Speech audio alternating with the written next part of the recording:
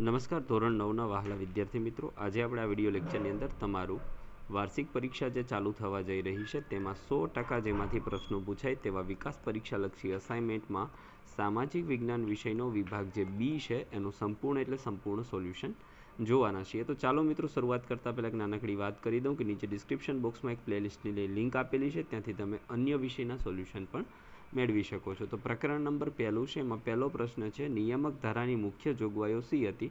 તો ઈસવીસન 1773માં અંગ્રેજ સરકારે પસાર કરેલા નિયામક ધારાની મુખ્ય જોગવાઈઓ નીચે મુજબ હતી, જેમાં બંગાળ ગવર્નરને ગવર્નર જનરલનું પદ આપવામાં આવ્યું.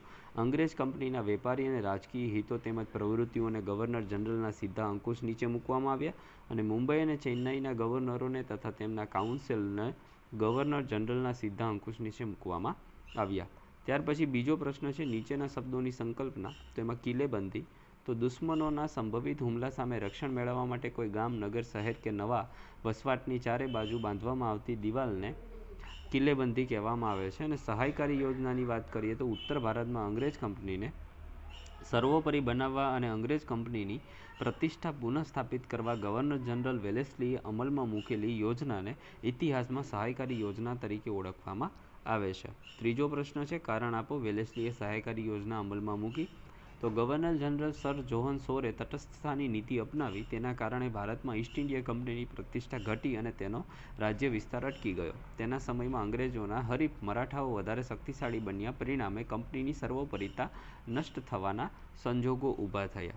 આથી તટસ્થતાની નીતિનું પાલન કરવું કંપનીની સરકાર માટે હિતાવહ ન હતું. આથી વેલેસ્લીએ કંપનીની સર્વોપરિતા અને પ્રતિષ્ઠાને પુનઃસ્થાપિત કરવા સહાયકારી યોજના અમલમાં મૂકી. ચોથો પ્રશ્ન છે યુરોપિયન પ્રજાને પૂર્વના દેશોમાંથી મળતી ચીજ વસ્તુઓ સાથી બંધ થઈ? તો ઈસવીસન 1453માં તુર્ક મુસ્લિમોએ આંતરરાષ્ટ્રીય વેપાર મથક કોન્સ્ટેન્ટિનોપલ જીતી લીધું. પરિણામે યુરોપ અને પૂર્વના દેશો વચ્ચેના વેપારનો માર્ગ બંધ થયો અને યુરોપિયન પ્રજાને પૂર્વના દેશોમાંથી મળતી ચીજ વસ્તુઓ બંધ થઈ ગઈ. પાંચમો જે પ્રશ્ન છે ભારતમાં રાજા નિસંતાન થયા જે રાજ્યો ડેલહાઉસીએ ખાલસા કર્યા તે રાજ્યોના નામ શોધીને લખવાના છે. તો એમાં આવશે સતારા, જેતપુર, સંભલપુર, ઝાંસી અને તાંજોર. ત્યાર પછી પ્રકરણ નંબર 4 છે, એમની અંદર પહેલો પ્રશ્ન છે બંગાળના ભાગલા ક્યારે અને કોણે પાડ્યા? તો 1905માં તે સમયના વાઇસરોય લોર્ડ કર્ઝને બંગાળના 2 ભાગલા પાડ્યા, પશ્ચિમ બંગાળ અને પૂર્વ બંગાળ. આની પાછળનો ઈરાદો હિન્દુ અને મુસ્લિમ પ્રજાની કોમી એકતાને તોડવાનો હતો. બીજું, ગુજરાતમાં થયેલી ઉગ્ર ક્રાંતિકારી ચળવળો વિશે જણાવવાનું છે મિત્રો. તો શ્રી અરવિંદ ઘોષ ગુજરાતમાં સશસ્ત્ર ક્રાંતિની ભૂમિકા તૈયાર કરી હતી. તેમણે ભવાની મંદિર નામના પુસ્તકમાં ક્રાંતિની યોજના વર્ણવી હતી. ઈસવીસન 1902માં બારિન્દ્ર કુમાર ઘોષ ગુજરાત આવ્યા. તેમણે દક્ષિણ ગુજરાતમાં ક્રાંતિનો પ્રચાર કર્યો. અહીં તેમને શ્રી છોટુભાઈ પુરાણી અને શ્રી અંબુભાઈ પુરાણીનો સાથ મળ્યો. નર્મદા નદીના કિનારે તેમને સાકરિયા સ્વામી મળ્યા. શ્રી બારિન્દ્ર કુમાર ઘોષ વડોદરા, ચરોતર પ્રદેશ એટલે કે ખેડા, અમદાવાદ, મહેસાણા વગેરે સ્થળોએ ફરીને મધ્યમ વર્ગના યુવાનોને ક્રાંતિમાં જોડ્યા.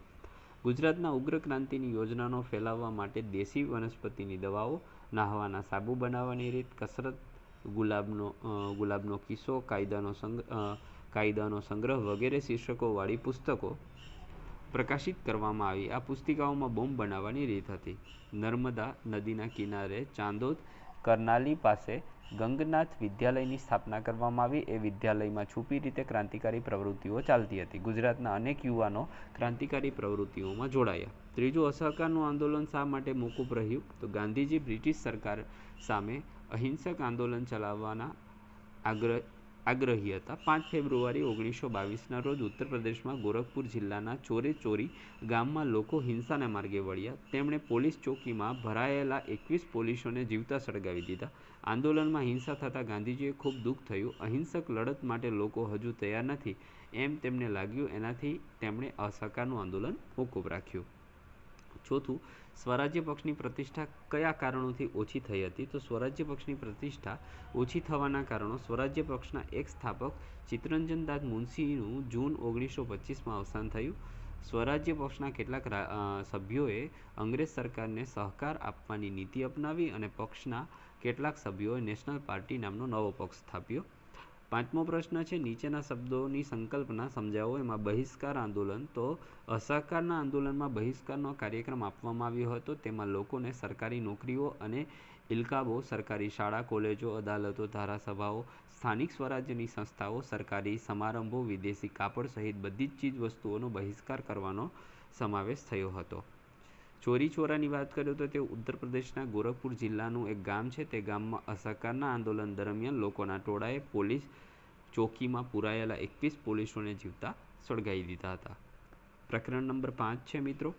તો હવે અહીંથી આપણે ધીમે ધીમે સ્ક્રોલ કરતા જઈએ છીએ, જે તમારે જોતું જવાનું છે. તમામ પ્રશ્નના સોલ્યુશન આપેલા છે. માટે જો વિડીયો લેક્ચર પસંદ પડે તો લાઈક કરજો. આપણી ચેનલને સબસ્ક્રાઈબ કરવાનું ચૂકશો નહીં.